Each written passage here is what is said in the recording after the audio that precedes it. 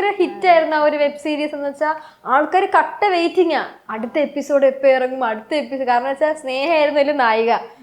ഞാൻ വരെ വെയിറ്റിംഗ് ആയിരുന്നു. ഇപ്പൊ അതിന്റെ എപ്പിസോഡ് ഇറങ്ങും, കാരണം നമുക്കത് കാണാൻ ഭയങ്കര ക്യൂരിയോസിറ്റി. പക്ഷെ അതിൽ പറയുന്ന ഒരു സ്റ്റോറി ഉണ്ട്, അതായത് ഒരു തേർഡ് പേഴ്സൺ റിലേഷൻഷിപ്പിൽ വരുന്നതിന്. അതിനെപ്പറ്റി എന്താ പറയാനുള്ളത്?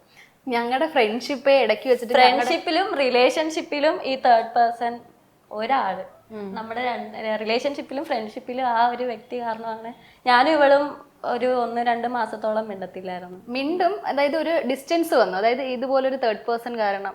ഇപ്പൊ ഞങ്ങൾ അങ്ങനെ ആരെയും അടുപ്പിക്കാറില്ല. ഒരു വട്ടം കിട്ടിയപ്പോ പിന്നെ ഇനിയിപ്പോ ആരും പുറത്തുനിന്ന് ഒരാൾ വന്ന് എന്തെങ്കിലും ഇതാക്കിയ വഴക്കൂടരുത്, അങ്ങനെ ഒരു ഇടത്തേക്കോ എന്തിനാവുന്നോ.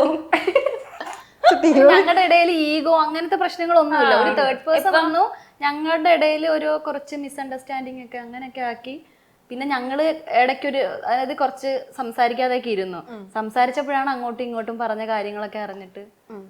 പക്ഷെ എന്താ, എനിക്ക് എന്തെങ്കിലും ഒരു ചെറിയ സംഭവം ഉണ്ടെങ്കിൽ ഞാൻ മിണ്ടില്ല. എനിക്ക് ഒരു ഇത്തിരി കിട്ടിയാൽ മതി, ഞാൻ ജന്മത്തിൽ മിണ്ടത്തില്ല. പക്ഷെ എന്തോ എനിക്ക് എന്താണെന്നറിയില്ല, ഞാൻ അവളടുത്ത് ഈ 1 മാസത്തിനുള്ളിൽ ഞാൻ വന്ന എന്തുവാ പ്രശ്നം, എന്താ കാര്യമെന്ന് എനിക്ക് എന്തോ അവളോട് ചോദിക്കാൻ തോന്നി. അപ്പൊ സത്യങ്ങളൊക്കെ അറിഞ്ഞു.